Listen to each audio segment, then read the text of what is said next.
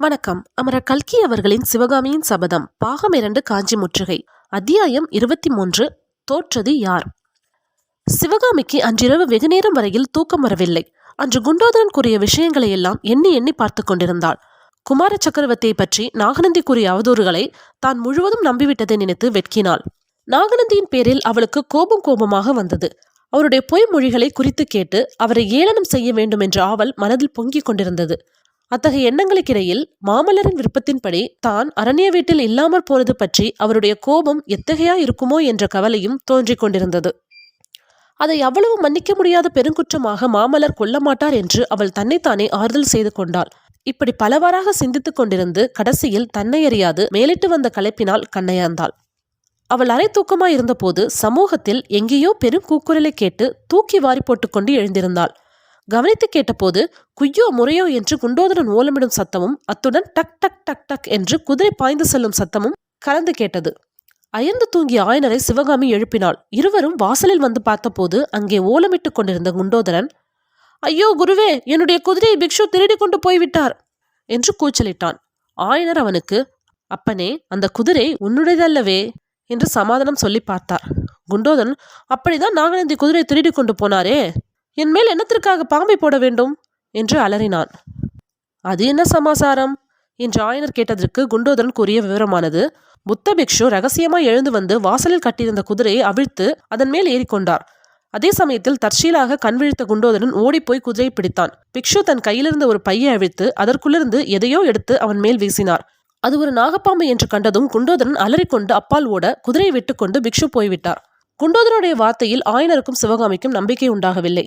ஏதோ உளறி கொட்டுகிறான், ஒருவேளை கனவு கண்டானோ என்னவோ என்று நினைத்தார்கள்.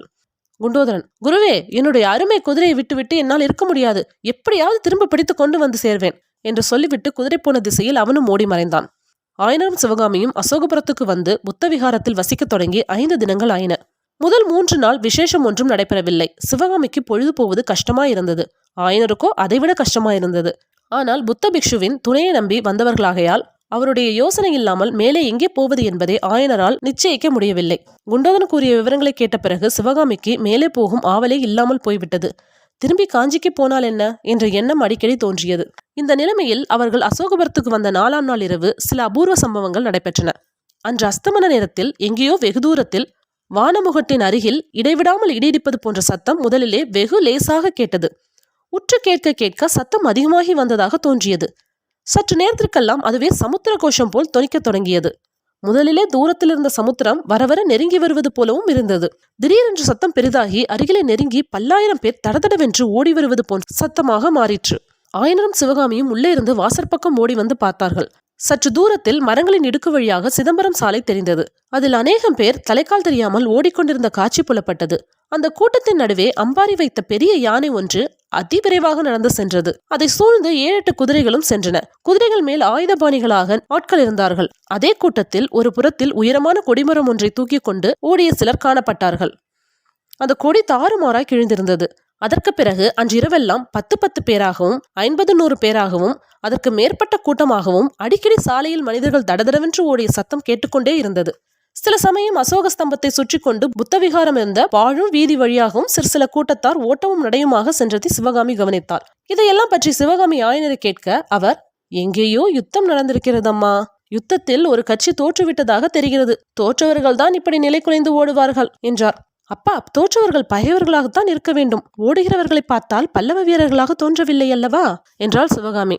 நாம் என்னத்தை அம்மா கண்டோம், இருட்டிலே என்ன தெரிகிறது, மாமல்லர் படைத்தலைமை வகித்த கட்சி ஜெயித்திருக்க வேண்டும் என்றுதான் நானும் கருதுகிறேன் என்றார் ஆயனர். இவ்வளவு தடபுடலும் இரவு முடிந்து பொழுது விடுவதற்குள்ளாக தின்றுவிட்டது. சூரியோதயத்துக்கு பிறகு சத்தம், சந்தடி, ஓட்டம் ஒன்றுமே இல்லை. சிவகாமி புத்த விகாரத்தின் வாசலை நின்று சாலையை நோக்கிய வண்ணம் இருந்தாள். யாராவது அந்த பக்கம் வரமாட்டார்களா, வந்தால் நேற்று இரவு நிகழ்ச்சிகளை பற்றி அவர்களும் விசாரிக்கலாம் என்று காத்து கொண்டிருந்தாள். சூரியன் உதயமாகி ஒரு ஜாமும் இருக்கும். காலையிலிருந்து குடிக்கொண்டிருந்த நிசப்தம் சட்டென்று கலைந்தது. சாலையோடு குதிரைகள் பாய்ந்து வரும் சத்தம் கேட்டது. அடுத்தாற்போல் குதிரைகளும் காணப்பட்டன. அப்பப்பா, எவ்வளவு குதிரைகள்! 10, 50, 100, 1000 கூட இருக்கும் போல இருக்கிறதே. அவ்வளவு குதிரைகள் மீதும் வேலும் வாளும் பிடித்த வீரர்கள் எவ்வளவு உற்சாகமாக அமர்ந்திருக்கிறார்கள். அந்த குதிரைப்படையின் மத்தியில் ஒரு கம்பீரமான கருநிற குதிரையின் மேல் ஒரு வீரன் ரிஷப கொடியை தூக்கி பிடித்துக் கொண்டிருப்பதை கண்டதும் சிவகாமியின் உள்ளமும் தோள்களும் பூரித்தன. அவள் நினைத்தபடியே பகைவர்கள் தான் தோற்று ஓடுகிறார்கள் என்றும் பல்லவ சைன்யம்தான் ஓடும் பகைவர்களை தொடர்ந்து செல்கிறதென்றும் தீர்மானித்துக் கொண்டாள். அந்த பெரிய குதிரைப்படை சாலையோடு போய் சற்று நேரத்திற்கெல்லாம் 2 தனி குதிரைகளும் அவற்றின் பின்னால் ஒரு ரதமும் விரைந்து வருவது காணப்பட்டது. இதென்ன விந்தை! அந்த 2 குதிரைகளும் ரதமும் சாலையிலிருந்து குறுக்கே திரும்பி அசோக ஸ்தம்பத்தையும் சிவகாமி இருந்த புத்தவிகாரத்தையும் நோக்கி வருகின்றனவே. குறுக்கு வழியாக அந்த தெருவில் புகுந்து சென்று சாலை ஏறி முன்னால் போன குதிரைப்படையை பிடிப்பதற்காக இவர்கள் இப்படி வருகிறார்கள் போலிருக்கிறது. ஆஹா, அந்த முதல் குதிரை மேல் வருவது யார்? தன் கண்கள் காண்பது உண்மையா? சிவகாமியின் இருதயம் அப்படியே நின்றுவிடும் போலிருந்தது. ஆம், அதன் மேல் வந்தவர் மாமல்ல நரசிம்மர் தான்.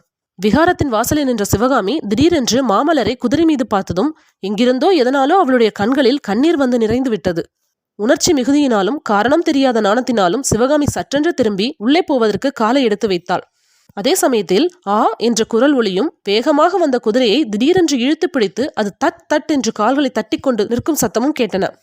சிவகாமி வீதி பக்கம் திரும்பி பார்த்தாள். மாமல்லருடைய கண்கள் தீவிரமான நோக்குடன் அவளுடைய நெஞ்சையை ஊடுருவது போல் பார்த்தன.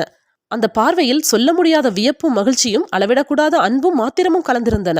இதெல்லாம் ஒரே ஒரு கணம்தான். மறுகணத்தில் குதிரை மீண்டும் காற்றாய் பறந்து சென்றது. மாமல்லருக்கு பின்னால் வந்த தளபதி பரஞ்சோதியும் சிவகாமியை பார்த்த போதிலும் அவருடைய குதிரை ஒரு கணமும் நிற்காமல் மேலே சென்றது. அவர்களுக்கு பின்னால் வந்த ரதத்தை கண்ணபிரான் தான் ஓட்டி வருகிறான் என்று தெரிந்ததும் சிவகாமி மீண்டும் வாசற்புறத்து தூணண்டை வந்து நின்று ரதத்தை நிறுத்தும்படி கையினால் சமிஞ்சை செய்தாள். கண்ணபிரான் குதிரைகளை இழுத்து பிடித்து ரதத்தை நிறுத்தினான். குதிரைகள் திடீரென்று நின்றபடியால் அச்சு முறிவது போன்ற சடசட சத்தத்துடன் ரதம் தடக் என்று நின்றது. ஹாய் ஃப்ரெண்ட்ஸ், உங்களுக்கு இந்த கதை பிடிச்சிருந்தா லைக் பண்ணுங்க, ஷேர் பண்ணுங்க, மறக்காம சப்ஸ்கிரைப் பண்ணுங்க. தேங்க்யூ.